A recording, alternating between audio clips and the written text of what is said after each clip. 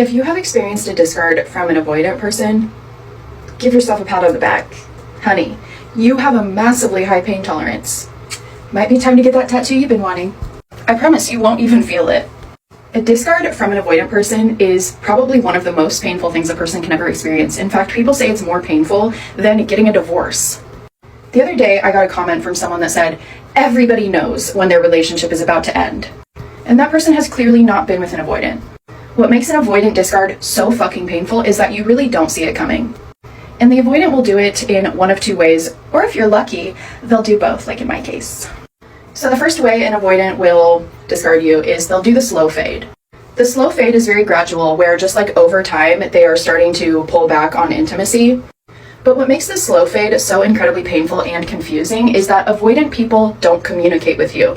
So where in a normal relationship, you guys might be fighting or arguing or getting into it or breaking up and getting back together, or just at the very least communicating how the two of you are feeling when things are going on, that's not happening in an avoidant relationship. Avoidants really, really are afraid of conflict, and so they won't be telling you how they feel. So you will have no idea. You will be thinking everything is perfectly fine, that this person is super happy with you. Even if you ask them, like there were multiple times I asked my ex, like, is there anything I'm doing that's wrong? Like, you never come to me with like anything. Like, what, is there anything? And he'd be like, no, you're perfect. So when they do start to slow fade and start pulling back on things, you tend to kind of blame yourself, or you find ways to justify it because your partner's not telling you that anything is wrong with you. In my case, I noticed that he started to make himself a lot busier. He booked side jobs on the weekends, and, you know, he was being less consistent with the way that he would text me. He would often like go a whole night without responding, and then in the morning he'd be like, oh, I fell asleep. But he was still coming over most weekday nights, and I was still seeing him quite frequently. And so in my mind, I'm just thinking like, oh, well, you know, he still wants to be here. He's just really busy right now. He's trying to make extra money and book some side jobs. He also had some other stuff going on in his life that was hard and painful. And so I'm like, whatever, I'm just going to let him have his space. Like, it's not that big of a deal.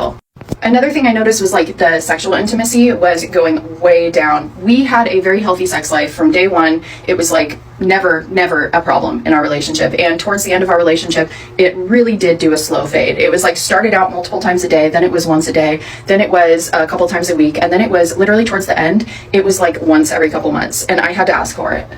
But even then, I'm not thinking like, oh, he's about to leave me. I'm just thinking, okay, he's probably just stressed with other things in his life. We all go through ebbs and flows with, you know, how we feel sexually. Like, it's not that big of a deal. Now this leads me to the second way that avoidance will discard you, which is the abrupt discard when things are going well.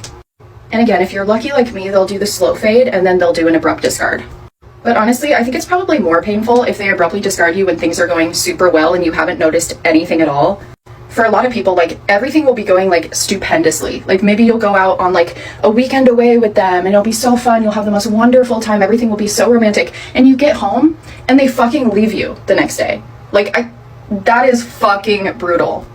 And once they do leave you, it's so painful because you realize, like, when you start to realize that they are avoidant, what really hits you is that this whole time that you felt like the two of you were having this really wonderful, safe relationship, inside their head, they were struggling and wanting out, and they just weren't telling you. And that is a really disgusting, like, thought. Like, oh my God, you know? It's just a horrible thing. So if you've experienced this, you are very, very capable of getting through anything. Like, it can only go up from here, because this is probably the most painful thing you'll experience in a while. So go get that new tattoo. Your pain tolerance is at an all-time high right now. Yeah,